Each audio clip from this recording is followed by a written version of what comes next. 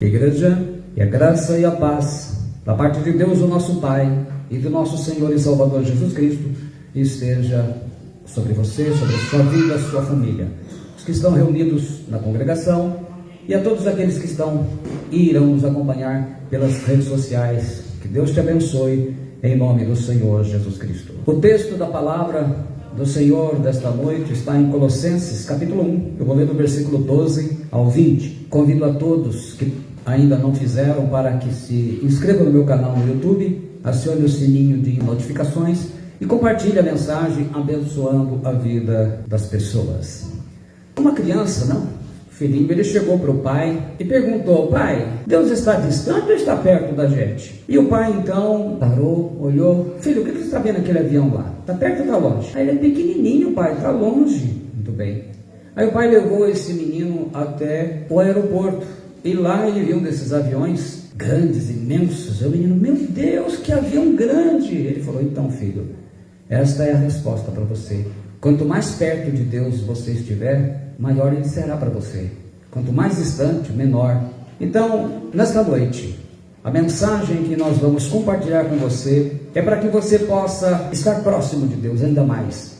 Você possa ver a grandeza de Deus. Colossenses capítulo 1, versículos 12 ao 20. Diz assim: dando graças ao Pai, que nos fez idôneos para participar da herança dos santos na luz, o qual nos tirou da potestade das trevas e nos transportou para o reino do Filho do seu amor, em quem temos a redenção pelo seu sangue, a saber, a remissão dos pecados, o qual é a imagem do Deus invisível, o primogênito de toda a criação, porque nele foram criadas todas as coisas que há nos céus e na terra, visíveis e invisíveis, sejam tronos, sejam dominações, sejam principados, sejam potestades. Tudo foi criado por ele e para ele. E ele é antes de todas as coisas, e todas as coisas subsistem por ele. E ele é a cabeça do corpo, da igreja, é o princípio e o primogênito dentre os mortos, para que em tudo tenha a preeminência, porque foi do agrado do Pai que toda a plenitude nele habitasse,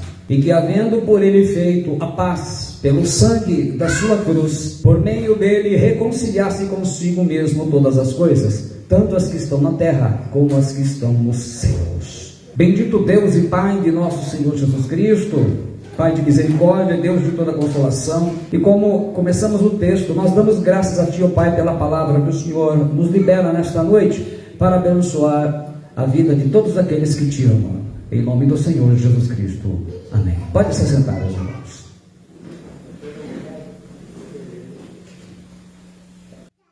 A ideia, a melhor e mais sábia decisão que uma pessoa faz é conhecer a Deus. Eu não me refiro a essas experiências baseadas em sentimento de cair no chão, gritaria, nada disso. A vida, ela é pior quando não se conhece a Deus e se vive numa distância. A pandemia do coronavírus, a Covid-19, ela já matou mais de 4 milhões de pessoas no mundo inteiro. Ou você ficou pior, ou está melhor espiritualmente, igual ninguém está. A melhor e mais segura maneira de se conhecer a Deus é através da palavra de Deus. Eu quero que você compreenda que ainda que eu vá lhe dar bastante informações, e essas informações, elas são para que você veja a grandeza de Deus, e a gente possa trazer essa mensagem para mostrar a importância de se conhecer e confiar no único Deus verdadeiro. Então é importante que mesmo que você não assimile e vá guardar tudo, depois você pode rever a mensagem, especialmente a editada no YouTube, transcrita, que vai te ajudar nesse ponto. Mas o mais importante é que você compreenda, você entenda. Então a gente vai dar informações, e com base nesse texto, naturalmente que eu vou apenas ficar com 16, 17 e 18, porque o tempo não permite que a gente fale versículo por versículo. A ênfase aqui vai ser na criação, para mostrarmos a grandeza de Deus. Havia no tempo de Paulo, o apóstolo do Senhor, muitas visões do mundo, de anjos, filosofias de religião, que estavam afetando a fé dos nossos irmãos colossenses. Os mestres gnósticos, eles ensinavam que Deus criou todas as coisas por meio de diversas emanações. Essas emanações seriam seres divinos criados por Deus, e que Cristo seria apenas mais um deles. Então, como nos nossos dias, você vê pelas redes sociais, cada um pregando a Bíblia conforme entende, distorcendo a palavra de Deus. Então, conhecer a Deus da maneira correta faz a diferença entre o tipo de cristão que você será, o tipo de fé que você terá, o tipo de adoração que você dará e até mesmo se você será salvo ou não. O apóstolo de Cristo, Paulo, então ele pelo Espírito Santo, o que ele faz? Ele escreve aos Colossenses sobre o Criador e Salvador e traz uma revelação tremenda, porque ele vai mostrar aquilo que a igreja não sabia e naturalmente serve para nós. Até hoje estamos aprendendo isso. Você não tem como perceber, mas o apóstolo Paulo, ele era judeu, né? Ele está explicando aqui em Colossenses 1, Gênesis 1:1. Ele fala do Senhor Jesus Cristo. E é isso que a gente começa na abertura. Em Gênesis 1:1 nós temos Bereshit bara Elohim et Hashamayim ve'et haaretz. No princípio criou Deus o céu e a terra. A palavra no princípio, Reshit, é formada de Be, um pronome hebraico, mais Reshit, no princípio.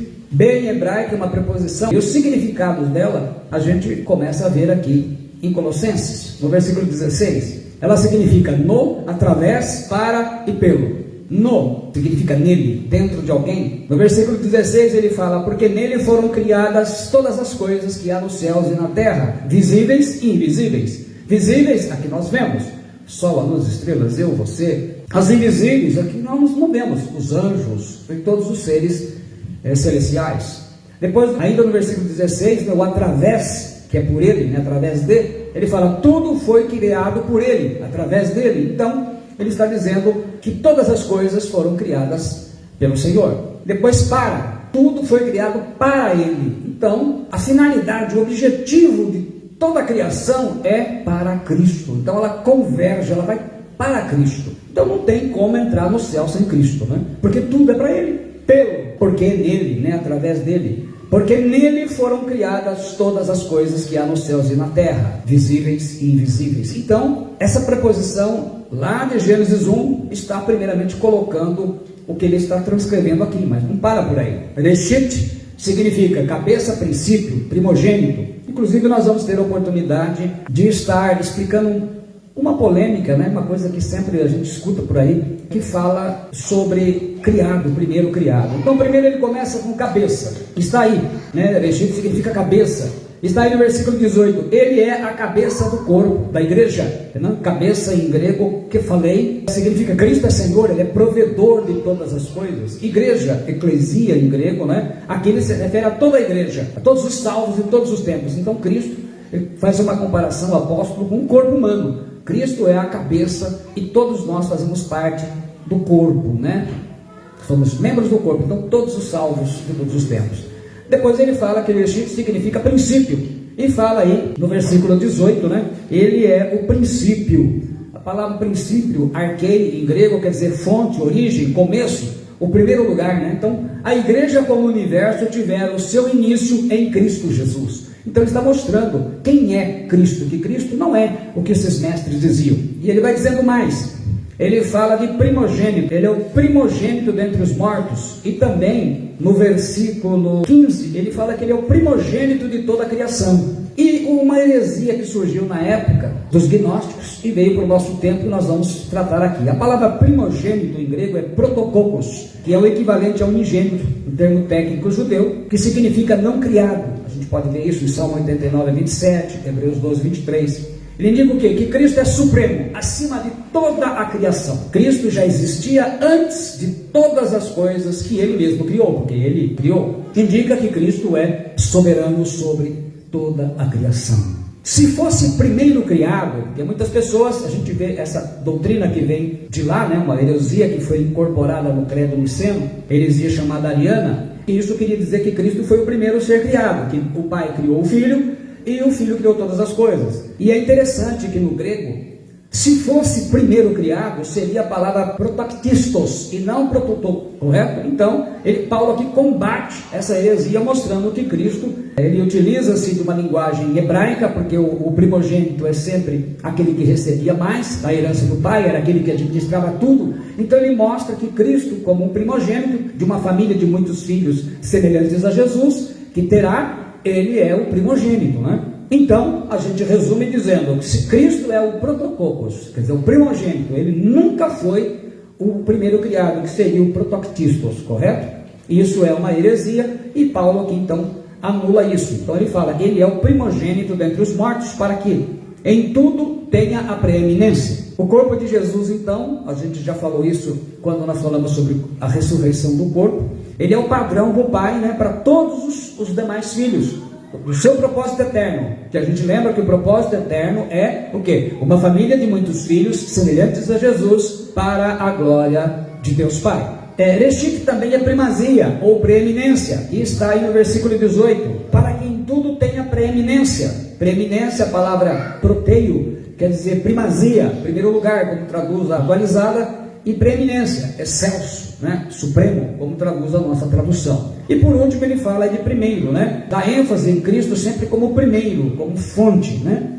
Ele é a cabeça do corpo da igreja, é o princípio, o primogênito dentre os mortos, para que em tudo tenha preeminência. Primeiro também é um termo que se traduz reshit. Então o apóstolo Paulo está usando todos esses termos, né? Princípio, primogênito, preeminência, indica que o quê? Que Cristo é o primeiro e que está acima de todos na criação. Por que a gente ainda tem mais para extrair, para que a gente comece a compreender Deus?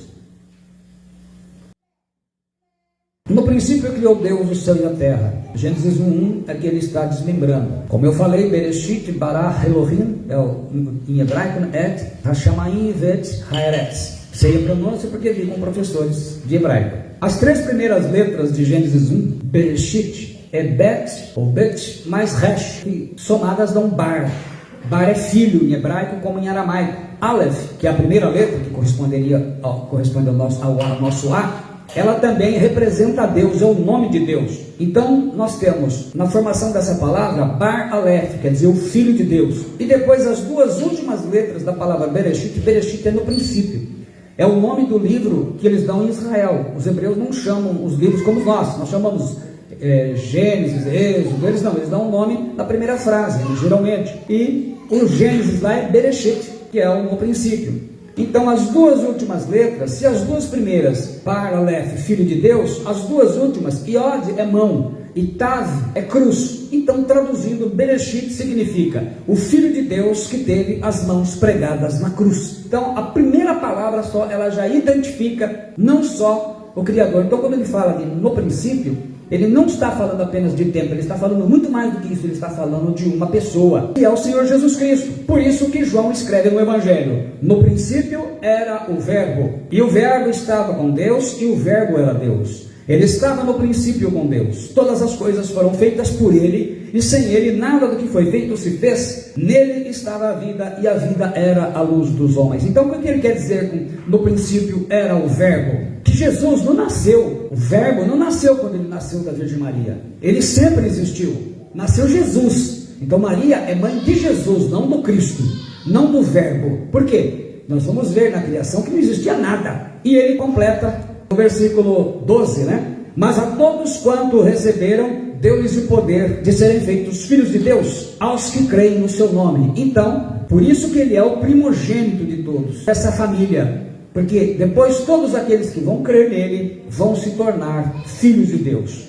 E no Apocalipse 3,14, João reforça essa frase. E ao anjo da igreja de Laodiceia escreve: isto diz o Amém, a testemunha fiel e verdadeira, o princípio da criação de Deus. Então quando ele fala princípio, tem-se entendido na nossa língua, né, os hereges aí, que ele seria a primeira coisa criada. E na verdade a palavra original é que ele é a fonte. Por isso que está dizendo, Paulo está escrevendo em Colossenses, tudo veio dele e para ele. E João também. Então, antes de tudo, Jesus já existia. A criação ela veio por meio de Jesus Cristo. Em Efésios 3,9 nós lemos: e demonstrar a todos qual seja a comunhão do mistério, que desde os séculos esteve oculto em Deus, que tudo criou por meio de Jesus Cristo. Aí nós vamos a Gênesis 1:1. Então vejam que são textos do Novo Testamento que, para ser bem compreendido, a gente precisa estar sempre olhando o Antigo Testamento. A palavra Deus, que aparece em Gênesis, nessa frase bíblica, né, no primeiro versículo, que ele começa: no princípio criou Deus. Deus é Elohim. Ao lado do pentagrama, que eu já falei, do nome de Deus, ela é a principal palavra que representa Deus. Ela aparece 2.498 vezes no Antigo Testamento. Só que ela é plural de El e de Eloá, que é Deus no singular. Mas ela não quer dizer deuses, porque se é plural a gente poderia dizer, então teria que traduzir no princípio de deuses. Não. Elohim está no plural, mas ela se refere, e você poderia perguntar, mas ao se referir ao único Deus verdadeiro, se tem um Deus, está no plural? Para a gente compreender isso, precisamos entender o seguinte: no hebraico não existem números, como nós temos 1, 2, 3. Lá são as letras que, além de elas representarem outras coisas, elas também representam números. Então, por exemplo, Aleph, que é o A, representa o nome de Deus, mas ela representa o número 1. Vocês lembram que quando ele fala do cálculo do número da besta, eles calculam em grego e em hebraico. Por quê? Porque em hebraico não há números, são letras. A letra Bet representa o número 2, Gimel, o número 3, e assim vai. Então, Elohim, ele começa com a letra Aleph, que é a letra 1. Ao somar as letras da palavra Aleph, que é o começo da palavra Elohim, nós temos Aleph, que vale 1, Lamed, que vale 30, e Pei, que é 80. Somando dá 111. Então dá 3, 1, que é a tradução correta daquilo que Deus vai estar revelando. 3, que um é o Pai, um é o Filho, um é o Espírito Santo. E isso é o que vai entrar não só no Novo Testamento, mas vai mostrar a ação de Deus na criação, e nós vamos identificar esse 3 em 1 na própria criação. Então a primeira coisa que nós vemos é que o Pai planejou, porque ele diz aí, a demonstrar a todos qual seja o mistério que desde os séculos esteve oculto em Deus que tudo criou, que ele está falando do Pai, em Efésios 3:9. Então o Pai planeja, o Filho, o verbo, ele fala, então ele fala, e a demonstrar a todos qual seja a comunhão do mistério que desde os séculos esteve oculto em Deus, que tudo criou por meio de Jesus Cristo. Então ele fala, por meio de Jesus Cristo. E o Espírito Santo é o executor, Pai planejando, o Filho verbalizando para acontecer, porque todo o universo foi feito pela palavra, e o Espírito Santo executando. E aí onde a gente vai em Gênesis, no versículo 2, ele fala, e a terra era sem forma e vazia, e havia trevas sobre a face do abismo, e o Espírito de Deus se movia sobre a face das águas. Então a gente lê, e disse Deus, haja luz. É o Filho Jesus Cristo falando. E houve luz. É o Espírito Santo executando. E isso pode ser visto na criação. O homem, corpo, alma e espírito. 1 Tessalonicenses 5:23. O corpo humano, cabeça, tronco e membros. O dia, manhã, tarde e noite. O tempo, passado, presente e futuro. O espaço, largura, altura e profundidade. A matéria, que é feita de átomos. A matéria da qual tudo que existe é de matéria, que nós temos nesse mundo é de matéria. Prótons, nêutrons e elétrons. A água, sólido, líquido e gasoso. O solo tem 3 fases: sólida, líquida e gasosa. As notas olfativas do perfume: topo, meio e base. A música: ritmo, harmonia e melodia. A luz: intensidade, frequência e polarização. O som, infrassom, ultrassom. Percebe, é sempre 3 em 1. Nuvem de descarga: raio, relâmpago e trovão. Então sempre vão estar associados assim. E aí em Mateus, quando Jesus dá a ordem, por exemplo, para se fazer a última ordem que ele deu para a igreja, ele fala o quê? Portanto, ide, fazei discípulos de todas as nações, batizando-os em nome do Pai, do Filho e do Espírito Santo. Então o que Jesus mandou fazer? Vocês façam discípulos e vocês batizem discípulos. Então o batismo que Jesus mandou fazer é para discípulo. Você prega o evangelho, começa a fazer discípulo, ensiná-lo, aí você batiza. Então é essa ordem. Ele usa o que? Em nome do Pai, do Filho e do Espírito Santo. Paulo dá a bênção que a gente costuma dar todo final de culto: a graça do Senhor Jesus Cristo e o amor de Deus, o Pai, e a comunhão do Espírito Santo sejam com todos vós. Pedro, em 1 Pedro 1:2, ele fala: eleito segundo a presciência de Deus Pai, em santificação do Espírito, para a obediência e aspersão do sangue de Jesus Cristo, graça e paz vos sejam multiplicadas. E João narra a palavra de Jesus no Evangelho 15:26, ele diz: mas quando vier o Consolador, que eu da parte do Pai vos hei de enviar, aquele Espírito de verdade que procede do Pai, ele testificará de mim. Então sempre nós vamos ver a ação da Trindade, do Deus triuno, essa Trindade agindo, o Pai, o Filho e o Espírito Santo. Agora nós precisamos ver, pelo menos a gente ter uma ideia, e eu quero que você agora associe a isso, a ideia da grandeza de Deus. Como foi formado o universo? Hebreus 11:3 diz: pela fé, entendemos que foi o universo formado pela palavra de Deus, de maneira que o visível veio a existir das coisas que não aparecem. A palavra universo em grego, aion, ela significa universo, como traduz atualizado, significa os mundos, como traduz a nossa. É um período de tempo de eternidade. O universo ele é formado de matéria e energia. Foi quando começou o tempo. Quer dizer, antes de formar o universo, o que a gente aprende? Primeiro, não havia tempo. Não se contava anos, dias, meses, eternidades, horas, minutos. Não se contava, porque não tinha. Antes de se formar o universo, não tinha nenhuma matéria. Tudo que tem massa e ocupa lugar no espaço é matéria. Eu, você, prédio, o avião, tudo. Sol, a lua. Não havia energia também, que é a capacidade que o corpo tem de produzir trabalho, ação, movimento. O sol, a energia solar vem do sol, a energia elétrica vem da água, a energia eólica vem do vento. De acordo com o modelo aceito pela ciência, eu vou usar um pouco a ciência para fazer um comparativo da grandeza de Deus. O universo foi formado na grande explosão de matéria chamada de Big Bang, há 14 bilhões de anos, causada por uma única partícula, chamada de átomo primordial. O princípio básico do universo, segundo o filósofo Parmenides diz o seguinte: do nada, nada se produz. Então, para a gente meditar, não tinha nada, gente, não existia nada. O universo ele foi formado, então, de energia, de matéria, e quando começou o tempo, não tinha nada. O universo ele tinha que ser criado por um ser supremo para começar a criação. E esse criador do universo ele não poderia estar sujeito à matéria, à energia e nem ao tempo, porque o universo não existia. Não tinha tempo, não tinha energia, não tinha nada. Então ele não poderia estar sujeito. E Jesus fala em Mateus 12:8, porque o Filho do Homem é Senhor do sábado. O sábado é dia, dia é tempo.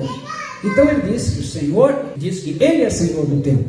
Então quando eu pergunto para você, com aquela ironia, quem que criou Deus? Criar é uma consequência do universo. Antes de existir o universo, não se criava nada, porque não tinha matéria, não tinha energia, nem o tempo. Então Deus não poderia ser criado. Ele tinha que já existir. Por quê? Para não ser sujeito à própria criação. Tempo, matéria, energia, porque não tinha. Isso não existia. Esse ser, então, que criou o universo, ele tinha que ser onipresente e ter vontade e a intenção, que é muito importante, de criar o universo. Porque isso os cientistas concluíram, que o universo, ele é bem intencionado. Isaac Newton descobriu que o universo tem leis. Quer dizer, até o universo tem. Albert Einstein descobriu que o universo tem energia e que a energia e massa são dois lados da mesma moeda. Edwin Hubble, que deu nome ao telescópio, ele descobriu que o universo teve um começo e que haviam outras galáxias além da Via Láctea. Então, caminhando com a ciência, esse ser que criou o universo, ele não podia ter sido criado, porque não existia matéria, nem átomos e nem energia. E nós vemos lá em João 4:24, Jesus diz o seguinte: Deus é Espírito, e importa que os seus adoradores o adorem em espírito e em verdade. Então, não existia nada do que nós temos hoje. Esse ser que criou o universo, ele não podia estar sujeito ao tempo, porque não existia tempo. Em Isaías 45:22, Deus diz: olhai para mim e sede salvos, vós todos os limites da terra, porque eu sou Deus e não há outro. Então a gente começa a pensar o seguinte: pensa que não tem nada. Então você concorda que adorar a Deus através de objetos não tem sentido nenhum? Porque não existia objetos. Deus é Espírito. A Bíblia diz que, e nós acabamos de ler aqui, que ele é a imagem do Deus invisível. É invisível. Quando começou então o instante zero, nada existia. Não existia gravidade, nem energia, nem tempo, nem matéria, nem espaço, porque não existia o universo. Não tinha nada. Então na fração do segundo cósmico, houve uma explosão, diz a ciência, e tudo apareceu. Galáxias, estrelas, nebulosas, planetas, satélites, cometas, asteroides, radiações. O universo e o tempo então tiveram um começo juntos, pois foram criados ao mesmo tempo. Criou-se o universo, começou a contar o tempo. Um físico inglês, que faleceu em 2018, ateu convicto, chamado Stephen Hawking, ele diz o seguinte, inclusive ele escreveu no livro dele: o universo e o tempo, sendo criados juntos, abrem um espaço para se ver Deus como o Criador de tudo. Isso dito por um ateu. Então, o que a gente resume assim, olhando aqui: o universo ele foi criado por um ato soberano do Deus de Israel, totalmente deliberado, ordenado, e ele não é fruto de acaso e nem de caos. Este Criador tem um nome, é o Senhor Jesus Cristo. Em Hebreus 1:3 ele diz: havendo Deus outrora falado muitas vezes e de muitas maneiras aos pais, pelos profetas, nesses últimos dias nos falou pelo Filho, a quem constituiu o herdeiro de todas as coisas, pela qual também fez o universo. Ele é o resplendor da glória e a expressão exata do seu ser, sustentando todas as coisas pela palavra do seu poder, depois de ter feito a purificação dos pecados. Assentou-se à direita da majestade nas alturas. Sustentando, essa palavra fero em inglês significa sustentar, manter, conduzir, carregar. Subsistir, substal quer dizer sustentar, manter, estabelecer. Então o que a gente aprende aqui? Que todas as leis e os propósitos que guiam esta criação, o governo do universo, estão em Jesus Cristo. Então tudo ele coordena. Jesus Cristo é a fonte que abrange todo o universo em funcionamento harmônico. Esse conceito dinâmico, o trabalho do Senhor Jesus Cristo não é apenas de sustentar o universo, mas também ele dá movimento, ele controla tudo. Então, através da sua palavra, é ele quem faz com que todas as coisas sigam o curso determinado pela vontade do Pai. Então, os governantes que assumem ou que saem, a história da humanidade em si, tudo o que acontece e também com a sua vida. Tudo o que acontece com você. E de repente você está aí triste e preocupado com tantas coisas pequenas. Eu ainda vou fazer algumas comparações aqui, mas você já pensou que o Deus que criou todas essas coisas, ele não teria nenhuma dificuldade de tocar e mudar a sua vida? O problema é que muitos, mesmo nessa pandemia ou mesmo antes, estão como menino, apenas olhando Deus como quem olha um avião no céu, passando entre as nuvens, distante e não próximo dele. Então o que acontece? Quem fica grande é o seu problema, porque você tem problema de saúde, problema financeiro, problema com a família, problema no casamento, problema com o carro, problema com a casa, problema... Você tem muitos problemas, mas a diferença, eu estou apenas mostrando para vocês que todas as coisas... Então eu entendo porque que os apóstolos largaram tudo para servir Jesus, porque eles compreenderam que ali estava aquele que criou todas as coisas, aquele que controla o universo. Então olha, não tinha tempo, não tinha energia, não tinha matéria, não tinha universo, e ele criou, ele fez com que viesse. Então você é fruto do amor desse Deus, ele quis você, a grandeza e o amor desse Deus. O universo, em suas regiões visíveis mais distantes, estão a cerca de 40 bilhões de anos-luz de distância. Não dá nem para imaginar o que é isso. Isso significa que ele tem um diâmetro de 540 sextilhões. É um 54 seguido de 22 zeros. O universo tem essa distância, mas Deus é maior que ele, porque ele que criou, ele não existia isso. Em 2 Crônicas 6,18 ele diz assim: mas na verdade habitará Deus com os homens na terra, eis que os céus e o céu dos céus não te podem conter, quanto menos esta casa que tem edificado. Quer dizer, o que se vê do universo, se sabe, é uma medida que eles estão chutando aqui, né? Como que se conhece, 540 sextilhões seria o tamanho do universo. E com sabedoria, Salomão está dizendo, nem isso poderia conter. Então Deus é grande demais,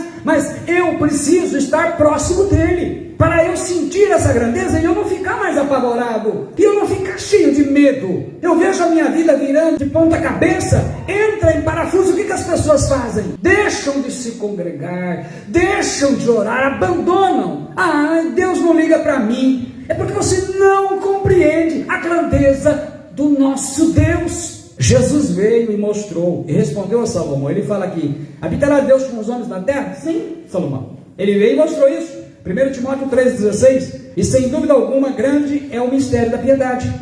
Deus se manifestou em carne, foi justificado no Espírito, visto dos anjos, pregado aos gentios, crido no mundo e recebido na glória. Em 2020, ano passado, os astrônomos estimaram, então até os números que eu passei anteriormente agora têm que ser atualizados, que há pelo menos no universo que se pode observar 300 sextilhões de estrelas. Quer dizer, o número 3 seguido de 23 zeros. É 3 vezes 10 a 23ª potência. Então veja bem, o que eles deduzem hoje é que existem 300 sextilhões de estrelas. É um número inimaginável. O que a Bíblia diz, bem? Salmo 147,4. Conta o número das estrelas, chama-as todas pelos seus nomes. O Senhor chama 300 sextilhões de estrelas todas pelo nome. Isso que a gente conhece. Você já parou para pensar que se ele chama 300 sextilhões de estrelas, ele chama você pelo seu nome? 7 bilhões, 700 milhões de pessoas não são nada. Veja bem, gente, não dá, bilhões não dá para sextilhões. É a sexta casa de bilhões. Então, um número imaginável. Não dá nem para a gente imaginar. Jesus diz em João 2,3: aquele, porém, que entra pela porta é o pastor das ovelhas. A este o porteiro abre, e as ovelhas ouvem a sua voz, e chama pelo nome de suas ovelhas, e as traz para fora. E Isaías 49,16, ele diz: eis que na palma das minhas mãos eu te gravei, os teus muros estão continuamente diante de mim, falando para Jerusalém, mas Deus fala para todos.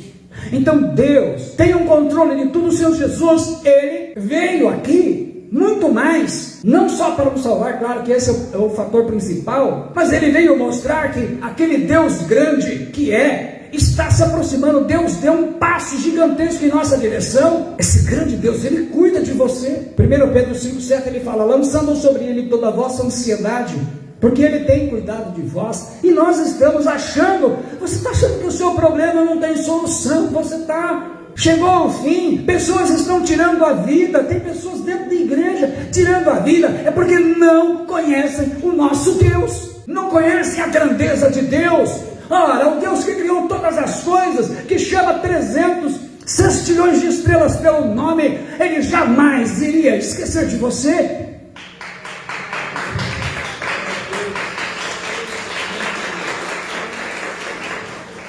E fala assim, que esse grande Deus, ele ouve a sua oração. Provérbios 15:29 diz: o Senhor está longe dos ímpios, mas a oração dos justos escutará. Ímpio tem prazer de fazer aquilo que desagrada a Deus. Então ele fica vendo Deus, o aviãozão lá em cima. Mas o justo, aquele que obedece a Deus, esse está ali, do lado, dentro do avião. E mais, esse grande Deus, ele atende pedidos quando são feitos no nome do seu Filho. Jesus disse e garantiu, em João 16:23-24 ele diz: e naquele dia nada me perguntareis. Na verdade, vos digo que tudo quanto pedirdes a meu Pai, em meu nome, ele vou-lo há de dar. Até agora nada pedistes em meu nome. Pedi e recebereis, para que o vosso gozo se cumpra. Essa frase atualizada traduz: para que a vossa alegria seja completa. Você parou para pensar nisso? Mas ainda tem uma outra coisa para dizer sobre Gênesis 1:27-28, ele diz assim: e criou Deus o homem à sua imagem, a imagem de Deus o criou, homem e mulher os criou. E Deus os abençoou, e Deus lhes disse: frutificai e multiplicai, enchei a terra, e sujeitai-a, e dominai sobre os peixes do mar, e sobre as aves dos céus, e sobre todo o animal que se move sobre a terra. A palavra criar em hebraico é bará, significa criar, moldar, formar. É usado somente quando Deus é o sujeito da oração. Na verdade, esse verbo bará, ele é o verbo de Deus. É criar algo a partir do nada, algo que não existia. E a palavra abençoar é uma palavra que vem dessa palavra, barrar. Essa palavra barrar, ela é uma palavra que vem de bará. Então, abençoar, dar a bênção, proteger, bênção, favor, o dom, o presente, a graça divina. Então, esses dois verbos, o bará e o barrar, ele quer dizer, ensinam que o que Deus criou o homem para abençoá-lo. Então o propósito não era que a gente vivesse debaixo de maldições, dessas desgraças. O problema é que a rebelião causou a quebra desse propósito, que Jesus veio restaurar. Mas nós temos o livre-arbítrio, e quando nós não escolhemos confiar nesse grande Deus, nós sentimos a distância, o sofrimento que nos causa quando estamos longe.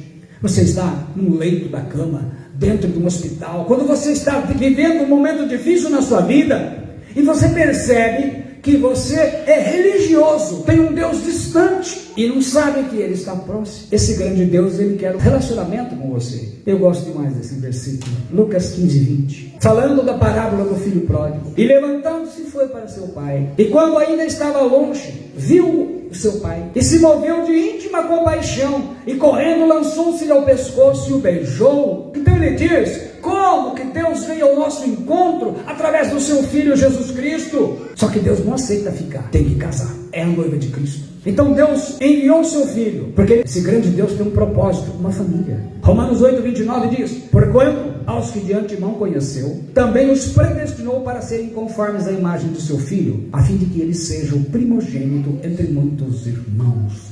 Então o propósito eterno dele, o que é? Uma família de muitos filhos semelhantes a Jesus, para a glória de Deus Pai. E essa família é transformada dia a dia pelo Espírito Santo. Nós somos obra-prima do grande Deus. Efésios 2:10 diz assim: pois somos feitura dele, criados em Cristo Jesus para boas obras, as quais Deus de antemão preparou para que andássemos nela. Feitura, a palavra grega poema, é uma obra feita pelas mãos, ela é manufaturada. Então esse trabalho que você faz manufaturado, eles usam essa palavra. A conotação é obra de arte. A obra de arte mais cara do mundo é o quadro Salvator Mundi, de Leonardo da Vinci, que em 1958 ele foi vendido por $250. Hoje ele está estimado em $450 milhões.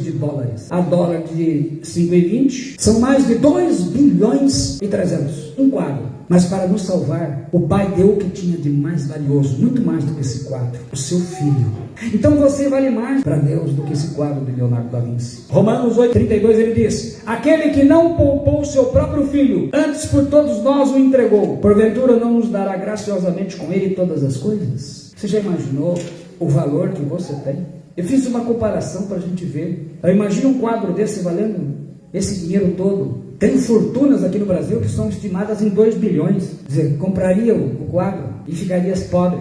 E você vale mais do que esse quadro para Deus. A ponto, ele diz, aquele que não poupou, se Deus não poupou o próprio Filho, mas a humanidade insiste em seguir um caminho traçado pelos homens, distorcem as Escrituras e saem do propósito de Deus, porque o Espírito Santo é quem nos guia.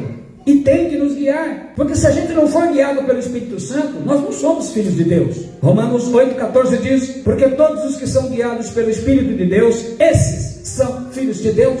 Então são guiados para serem transformados e serem semelhantes ao Filho de Deus. Uma vez um jovem me perguntou, interessante que não era uma pessoa religiosa, não tinha nenhum envolvimento com a igreja, mas ele me perguntou, o que mais agrada esse grande Deus?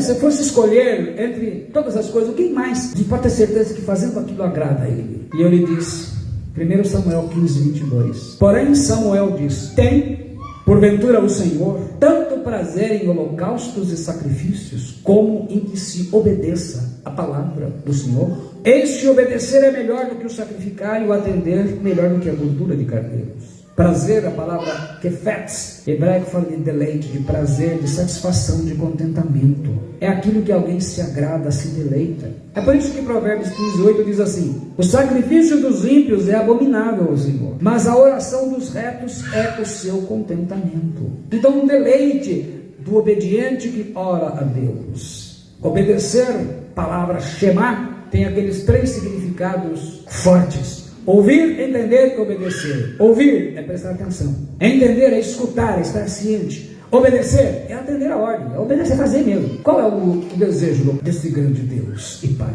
Muitas pessoas estão morrendo sem a salvação, mas não é a vontade do Pai. 1 Timóteo 1,5, ele diz assim, admoeste-te, pois, antes de tudo, que se façam deprecações, orações, intercessões e ações de graças por todos os homens, pelos reis e por todos os que estão em eminência, para que tenhamos uma vida quieta e sossegada em toda piedade e honestidade, porque isto é bom e agradável diante de Deus, nosso Salvador, que quer que todos os homens se salvem e venham ao conhecimento da verdade, porque há um só Deus e um só mediador entre Deus e os homens, Jesus Cristo, homem. Então só há um mediador, e Deus quer que todos nós sejamos salvos. Então não é apenas olhar para Deus para resolver o meu problema, seja ele qual for, porque há pessoas que recebem a solução de Deus, financeira, a cura, o que foi pedido, mas a sua vida não lhe garante o mais importante. Por que ser salvo?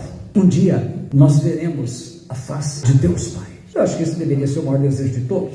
Apocalipse 22, 3, 4, ele diz, e ali nunca mais haverá maldição contra alguém, e nela estará o trono de Deus e do Cordeiro, e os seus servos o servirão, e verão o seu rosto, e nas suas testas estará o seu nome, não a marca da besta, mas o seu nome. E Jesus fala em Mateus 5,8, bem-aventurados os limpos de coração, porque eles verão a Deus. Então, o que é mais importante em tudo isso? Como tem sido a sua vida na presença de Deus? Essa pandemia da Covid, ela melhorou ou piorou o seu relacionamento com Deus? Nessa pandemia, mais de 4 milhões de pessoas morreram de Covid e passaram para outra vida, muitos até achando que iriam para o céu se encontrar com Jesus. Eu creio que hoje, nessa reflexão de ver a grandeza de Deus como Criador, quando o Senhor Jesus, então, pela vontade do seu Pai, Ele criou todas as coisas estão sujeitas a Ele. Então a sua vida, todos os seus problemas, mas uma única coisa precisa que você reaja, é o livre-arbítrio. Você precisa querer se relacionar com o Senhor. Você precisa desejar ardentemente fazer parte desses que agradam a Deus, que obedecem a Ele.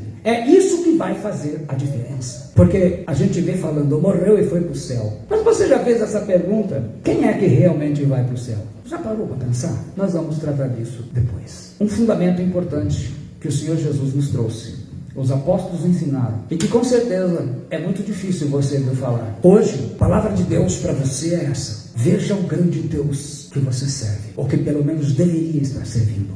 Olha como que você tem tratado o relacionamento com Ele, fazendo a sua vontade com desculpas ou andando com Ele. Meus irmãos, a diferença na vida das pessoas hoje é o relacionamento com esse grande Deus. Você olhar e ver que Ele criou todas as coisas. Por isso que eu fiz essa imagem. Olha, não tem nada e Deus estava lá. E Ele criou, deram até um tamanho para o universo. Ele criou. Ele controla todas as coisas, a história, tudo está coordenado, tudo está preparado, até mesmo o dia do arrebatamento que nós não sabemos, tudo, o anticristo, a marca da besta, tudo está preparado, mas tudo está no controle. Por isso que a Bíblia diz, foi-lhe dado poder. Jesus então libera poder. Quando for retirado o que detém, o anticristo vai se manifestar. Agora não adianta, não vai. Então tudo num tempo determinado pelo Senhor Jesus. Então a sua vida, não adianta ficar apavorado. Você olha as contas, olha tudo que está sofrendo, mas aprenda, tudo está no controle dele. Se você melhorar o seu relacionamento com o Senhor, esse grande Deus, com certeza você vai descansar muito mais do que sofrer, do que perder, ficar nessa ansiedade, nessa agonia, olhando os seus problemas, as suas dificuldades. Nem parece que você é filho daquele que criou o mundo, o universo. Nem parece que o seu Deus controla todas as coisas. Então, aquieta, sossega. Deixa de ser agonizante com as coisas, perdendo o sono, não dormindo, vivendo agitado, comendo demais ou não comendo porque está agitado. Confia, Ele é o Criador, esse Deus maravilhoso. Ele é maravilhoso, porque apesar de tudo Ele está esperando o seu ato de fé. Grande Deus, bendito Deus e Pai de nosso Senhor Jesus Cristo, eu te agradeço, ó Senhor meu Deus, por todos aqueles que receberam esta palavra e vão receber. Que o Senhor esteja abençoando as suas vidas, que o Senhor esteja, meu Deus, falando ao coração de cada um, e cada pessoa que for ouvir esta mensagem, ela possa ser abençoada e despertar a sua fé, não para um Deus de ídolos, mas para um Deus único e verdadeiro. Em nome do Senhor Jesus Cristo. Amém. Deus te abençoe.